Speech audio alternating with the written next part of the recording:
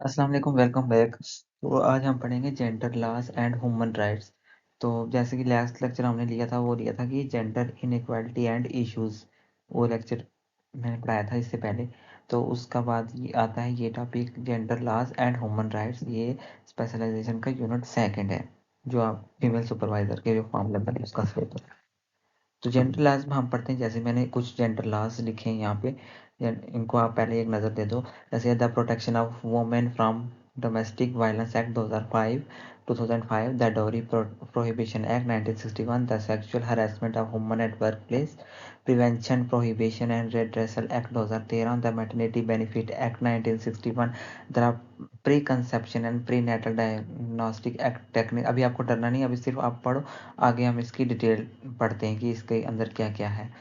फिर उसके बाद है the protection of children from sexual offences, POCSO act 2012, the Hindu succession act 1956 and the Hindu succession amendment act 2005, the Muslim women protection of rights of marriage act 2019, the prohibition of child marriage act 2006। ये कुछ gender laws हैं, इसके हम आगे discuss करते हैं one by one. First है gender laws and human rights. जैसे बोलते हैं कि India has enacted several important gender laws to address issues related to gender equality, women rights and protection against discrimination and violence. बोलते हैं कि India में बहुत से इंपॉर्टेंट जेंडर लॉज बनाए गए हैं, जो जेंडर जैसे जेंडर्स की इक्वालिटी होगी, वुमेन्स के राइट हो गए, या फिर डिस्क्रिमिनेशन के अगेंस्ट जो उसकी प्रोटेक्शन करने के लिए वायलेंस के बहुत से लॉज हैं। हम वन बाय वन पढ़ेंगे। जैसे द कॉन्स्टिट्यूशन ऑफ इंडिया 1915 जो बना था हमारा, वो बोलता है, वो गारंटी देता है इक्वालिटी बिफोर लॉ। पहला तो ये आ गया। फिर उसके आपको ये मतलब क्वेश्चन कैसा आ सकता है, आपको वहाँ से पूछ सकते हैं कि इनकी ये जैसे आ गया था protection of women from domestic violence act, ये कब आया था? वहाँ पे लिखा होगा 2005, 1991, 2008, 2024 ऐसे आएगा। तो आपने वहाँ पे ये चीज़ देखना कि ये 2025 में था। ऐसी इस टाइप के क्वेश्चन भी बन सकते हैं। जैसे ये लिखा हुआ है कि prohibits discrimination based on religion, race, caste, sex और प्लेस ऑफ बर्थ। ये कौन सा है? ये आर्टिकल 15 के तहत हमें बोलता है कि कोई भी डिस्क्रिमिनेशन किसी रिलीजन, रेस, कास्ट, सेक्स या फिर प्लेस ऑफ बर्थ के रिलेटेड नहीं की जाएगी। Ensures equal opportunities in employment. और हमें कॉन्स्टिट्यूशन ऑफ इंडिया बोलता है कि हमें इक्वल अपॉर्चुनिटी, चाहे वो मेल हो चाहे वो फीमेल हो, उसके बेसिस पे नहीं जॉब होनी चाहिए, सबको इक्वल अपॉर्चुनिटीज मिलेंगी। नेक्स्ट है the protection of women from domestic violence act. ये भी जेंडर लॉ है, वुमेन का है। ये बोलता है कि ये प्रोवाइड्स देता है protection and prevention of domestic violence against women. ये वुमेन को बचाता है किससे? जो डोमेस्टिक वायलेंस वुमेन्स की होती है ना, कहीं पर मतलब हस्बैंड अपनी वाइफ्स को मारते हैं, मतलब आपने सुना ही होगा कहीं, या फिर मतलब उनकी प्रॉपर्टी में उनको बोलते हैं कि, या फिर मतलब बहुत से इश्यूज हो गए, कुछ भी हो सकता है, या मतलब वाइफ के साथ जो वो बर्दाश्त कर रही होती है, लेकिन ये उसके साथ वायलेंस कर रहा हो, तो ये एक्ट उसको बचाता है। 2005 के एक्ट उसको, ये अगर वो बोले कि इसके तहत वो अपने खिलाफ कर सकती है use. Provide for the right to reside in a share house hold and for protection order. वो उसके पास राइट है, वो उसी घर में रह सकती है, मतलब अपना पूरा एक रह सकती है, राइट है उसके पास।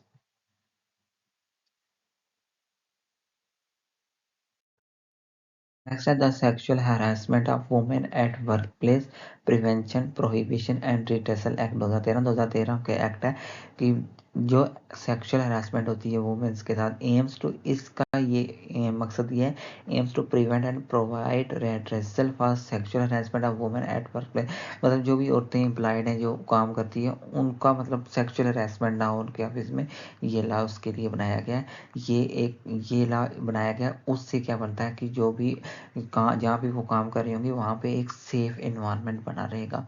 Mandates the establishment of internal complaints committees in the work places. और जहाँ पे वो काम कर रही होंगी वहाँ पे इंटरनल कमेटी बनी होती है, अगर किसी के साथ ऐसा हो रहा है तो वो वहाँ पे कंप्लेंट कर सकती है। नेक्स्ट है द डोरी प्रोहिबिशन एक्ट 1961। अब ये एक्ट बोलता है कि प्रोहिबिट्स द गिविंग और टेकिंग इन ऑफ डोरी इन मैरिज। ये मतलब दहेज के खिलाफ बना गया एक्ट कि लेना या देना डोरी में, ये सख्ती से मना है। penalizes the demand, receipt or giving of dowry directly or indirectly, aims to curb the social evil of dowry। इसका मकसद ये है कि जो डोरी एक बना हुआ है, इसको रिमूव करने के लिए, जो बोलते हैं ना कि हम इतना दहेज लेंगे, फॉर्च्यूनर दो, ये वो, उसको हटाने के मतलब मेन मकसद वही है कि ताकि किसी, अगर कोई गरीब लड़की हो या अमीर लड़की हो, उसको कहीं मैरिज में उसके फर्क ना पड़े, इसलिए डोरी पहले से हटा दी गई है डोरी। द मैटरनिटी बेनिफिट एक्ट ये 1961 में बना था। ये प्रोवाइड मैटरनिटी लीव देता है किसको, वुमेन एम्प्लॉयज़ को, और mandate employees to grant maternity leave with pay for a certain period before and after child birth. ये एक्ट बोलता है कि वुमेन को मैटरनिटी लीव मिलेगी, और वो भी सैलरी, मतलब उन महीनों में उसको सैलरी भी मिलेगी चाइल्ड के बर्थ होने से पहले और उसके बाद के जो भी टाइम पीरियड होता है मैटरनिटी लीव उसको मिलेगी, और उसको सैलरी भी मिलेगी उन दिनों की। नेक्स्ट है aims to protect the employment of women during. इसका मतलब मैटरनिटी बेनिफिट एक्ट का मेन मकसद ये होता है कि ये वुमेन की जो एम्प्लॉयमेंट होती है, मतलब जो जिसकी वुमेन्स की जॉब लगी है अब ड्यूरिंग प्रेगनेंसी, तो वो नहीं जा सकती कहाँ पे, ये उनकी जॉब को सिक्योर करता है ये एक्ट। नेक्स्ट है the pre conception and prenatal diagnostic techniques prohibition of sex selection act 1994। This law, ये लॉ कहता है कि this law prohibits prenatal sex determination and sex selective abortions to prevent female foeticides and address gender imbalance। मतलब ये law जो ये act 1994 में बना था, और ये बोलता है कि जैसे कुछ लोग पहले ही मतलब जेंडर का पता लगा लेते हैं कि लड़का या लड़की है, और वो क्या करते हैं ना, अगर वो मतलब कुछ फैमिलीज में अगर वो बोलते हैं कि अगर लड़की है तो वो उसका अबॉर्शन करा देते हैं। इस चीज़ को, जो फीमेल फोर्टिसाइड्स को बचाने के लिए ये एक्ट बनाया गया कि हम ये डिटरमाइन नहीं कर सकते पहले कि जेंडर कौन सा, ही एक्ट बनाया गया, इन टेक्निक्स को प्रोहिबिट किया गया था।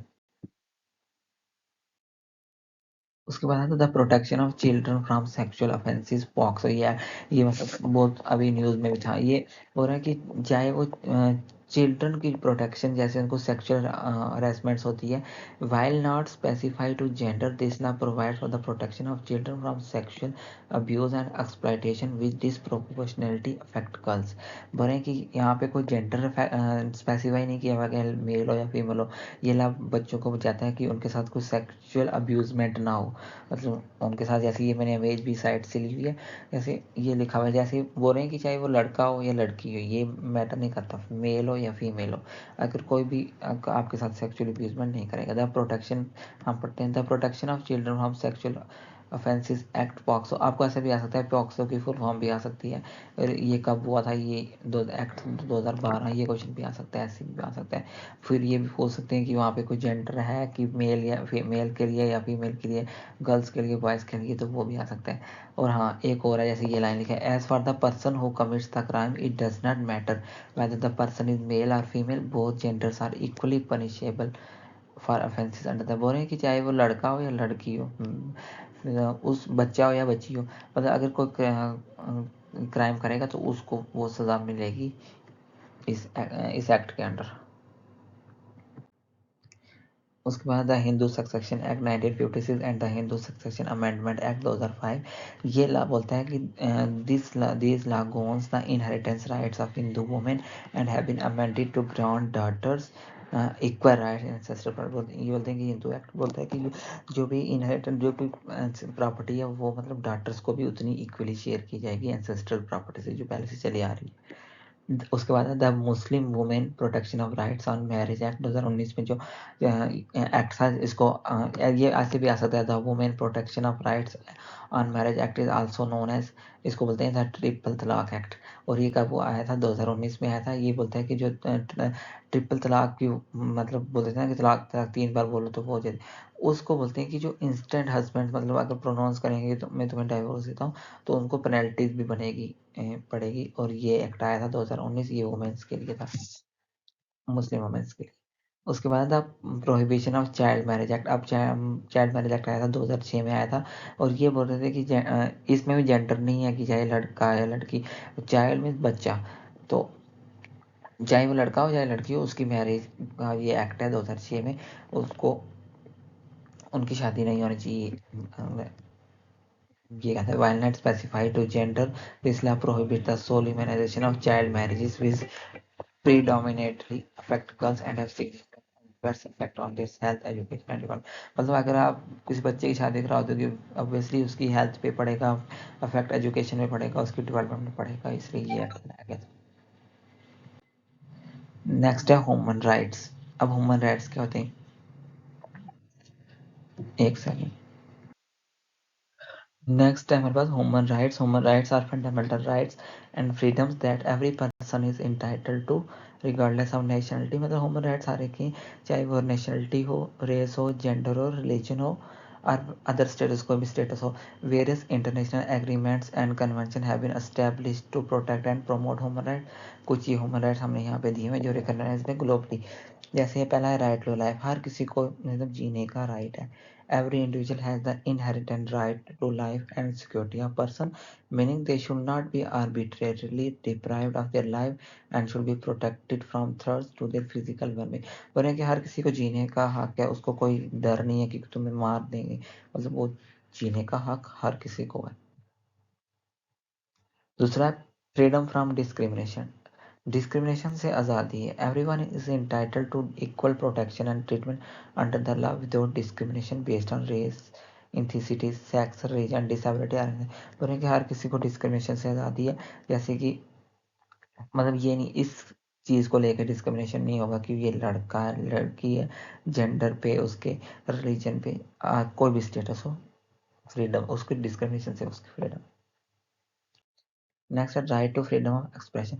हर किसी के पास आज़ादी है, वो अपने एक्सप्रेशन कर सकता है, एक्सप्रेस कर सकते हैं अपने आप को। Individuals have the right to freedom of expression including the freedom to seek, receive and impart and ideas through any media less of friendliness. मतलब हर किसी भी तरह से वो अपने आप को एक्सप्रेस कर सकता है। Right to freedom of assembly and association. हर इस फ्रीडम है असेंबली एंड एसोसिएशन का। जैसे कि individuals have the right to peacefully assemble and associate with others, including farming and joining associations and organizations। मतलब ये आज़ादी है कि हाँ, लोग इकट्ठे होकर असेंबली बना के या एक दूसरे के साथ एसोसिएट करें, कुछ कमेटीज बनाए या सोसाइटीज बनाए, तो ये एक फ्रीडम है, मतलब ये भी राइट है। Right to freedom of religion और बिलीफ। हर किसी के पास आज़ादी है, कोई वो किसी भी मज़हब को माने और किसी मज़हब पे चले। ये भी इस जैसे ये लिखा हुआ है, every one person has the right to freedom of thought, conscience religion,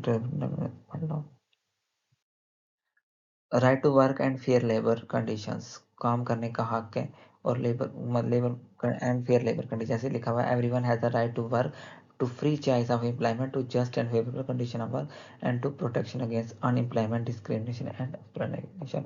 फिर राइट टू एजुकेशन है। Right, every child has the right to education. हर किसी बच्चे को राइट टू एजुकेशन। जैसे मैंने जेंडर इनइक्वालिटी में पढ़ाया था, ये right to education which should be free, compulsory and of good quality and accessible to all without discrimination. हर किसी के लिए फ्री है, कोई डिस्क्रिमिनेशन नहीं है कि सिर्फ लड़कों के लिए फ्री है या लड़कियों के लिए फ्री है। सिर्फ राइट टू एजुकेशन और हर बच्चे के लिए फ्री है। नेक्स्ट है right to health. Everyone has a right to the enjoyment of the highest attainable standard of physical and mental health, including access to health care service, sanitation and clean water. A right to adequate standard of living. Every person has the right to an adequate standard of living। हर मतलब कोई भी बंदा किसी भी तरीके से रह सकता है, अपना उसका लिविंग स्टैंडर्ड है, चाहे वो अमीर होके रहे, गरीब होके रहे, खा के रहे, जैसे मतलब मर्जी रहना है रह सकता है। Freedom from torture and inhuman treatment. ये कोई भी आपको टॉर्चर नहीं कर सकता या आपको मतलब इनह्यूमन ट्रीटमेंट नहीं कर सकता। आपके पास आज़ाद, मतलब आपको आज़ादी है, जैसे मर्जी रहो, आपको कोई टॉर्चर नहीं करेगा। These are just a few of the many human rights। अब इनको कुछ समझाने का था नहीं है, ऐसे थ्योरी क्या ही इनको मतलब समझाएं, ये तो दिख ही पड़ा है। Right to educate, standard living, freedom from torture and human. ये आपको बस याद रखना है, वहाँ पे पूछ सकता है कि ये राइट कौन सा है, ये राइट ह्यूमन राइट है कि नहीं, ऐसे पूछ सकता है। तो आपने ये याद रखना है, ये वाला कि ये ह्यूमन राइट्स हैं। These are just a few of the human rights recognized and protected by international law। Upholding human rights is essential for promoting dignity। बोलते हैं कि ह्यूमन राइट्स मतलब ये ज़रूरी है कि इसको प्रमोट, डिग्निटी प्रमोट करने, एक तो इक्वालिटी होती है और जस्टिस मिलता है हर किसी इंडिविजुअल्स को वर्ल्ड वाइड पूरे, इसलिए कुछ ह्यूमन राइट्स बनाए गए होते हैं। अब ये कोई एमसीक्यू है, मतलब मैंने ऐसे फ्रेम किए हैं कि आप देखो आपको मतलब समझ भी आई है कि नहीं, आपने जो पढ़ा है वो आपको समझ आ रहा है कि नहीं। जैसे लिखा है, which of the following is not considered as fundamental human right. इनमें से कौन सा है जो फंडामेंटल ह्यूमन राइट नहीं है। बोले राइट टू लाइफ, जीने का हक तो सभी को है, ये फंडामेंटल राइट है। राइट टू एजुकेशन, एजुकेशन लेने का हर किसी को हक है, ये भी फंडामेंटल राइट है। उसके बाद right to freedom of religion और रिलीजन। आपको फ्रीडम है कि आप किसी भी रिलीजन पे बिलीव करो, कोई भी रिलीजन अपनाओ, आपको वो है। राइट टू डिस्क्रिमिनेशन, आपके पास ये राइट नहीं है कि आप डिस्क्रिमिनेट करो कि ये लड़का है इसको ये जॉब दो, ये लड़की है, आपके पास ये राइट नहीं है, इसलिए इसका आंसर आता है right to discrimination. Next, question number 2 है which human right ensures that individuals have the freedom of to peacefully assemble and associate. मतलब कौन सा राइट आपको बोलता है कि आप असेंबल होके और एसोसिएट कर सकते हो दूसरों के साथ. बहुत ये तो सीधा सीधा ये right to freedom and assembly and association. ये भी राइट है, ये भी है, ये भी है, लेकिन इसका आंसर ये है right to freedom of assembly and association. Which human rights guarantees that every child has the access to free, compulsory and quality of education? कौन सा राइट आपको देता है कि आप एजुकेशन का एक्सेस कर सकते हो फ्री और कंपलसरी है आपको और क्वालिटी एजुकेशन. मैं जैसे जेंडर इक्वालिटी में नहीं पढ़ाया था कि बच्चों के लिए फ्री एजुकेशन कर दी गई हुई है, तो वही क्वेश्चन है ये भी. वो कौन सा इसको. नेक्स्ट है which human right ensure that everyone has access to health care services sanitation and. कौन सा ह्यूमन राइट आपको बोलते हैं कि आप जो कुछ स्कीम्स है ना फ्री में आपको मतलब मेडिसिन में दी जाती है कुछ ऐसे, तो वो कौन सा राइट है. राइट टू हेल्थ, ये भी हमने पीछे पढ़ा. अब इसका आंसर आप दे देना कमेंट सेक्शन में. Which human right prohibits torture cruel inhuman और डिग्रेडिंग ट्रीटमेंट और punishment. Freedom from discrimination, right to freedom of religion और belief, freedom from torture and inhuman treatment. इनमें से कौन सा ऑप्शन है तो बता देना मेरे को आप. एक एक सी ऑप्शन यहाँ पे लिखा ही नहीं. सी ऑप्शन यहाँ से कहीं रिमूव हो गया, तो आप बता देना इसका आंसर क्या आता है. Thank you. तो अगर आपको वीडियो अच्छा लगा तो आप प्लीज सब्सक्राइब करें, शेयर करें और कमेंट करके बताएं कि क्या इंप्रूवमेंट होना चाहिए और नेक्स्ट लेक्चर कौन सा होना चाहिए और मतलब जल्दी कौन सी टॉपिक होना चाहिए. तो जो इम्पोर्टेंट है जो आपने कौन सा कर लिया वो चीज़ आप बताओगी, या फिर एमसीक्यू कैसे लाने चाहिए, प्रीवियस एमसीक्यू लाने चाहिए या ऐसे ही जैसे फ्रेम खुद से फ्रेम करने चाहिए. तो और सब्सक्राइब करो. जैसे आप सब्सक्राइब करो ज़्यादा व्यूज़ आएंगे तो हमारा भी होगा कि हम जल्दी जल्दी पढ़ाएं, जल्दी जल्दी पूरा सिलेबस कंप्लीट करूँ मैं. Okay, thank you so much.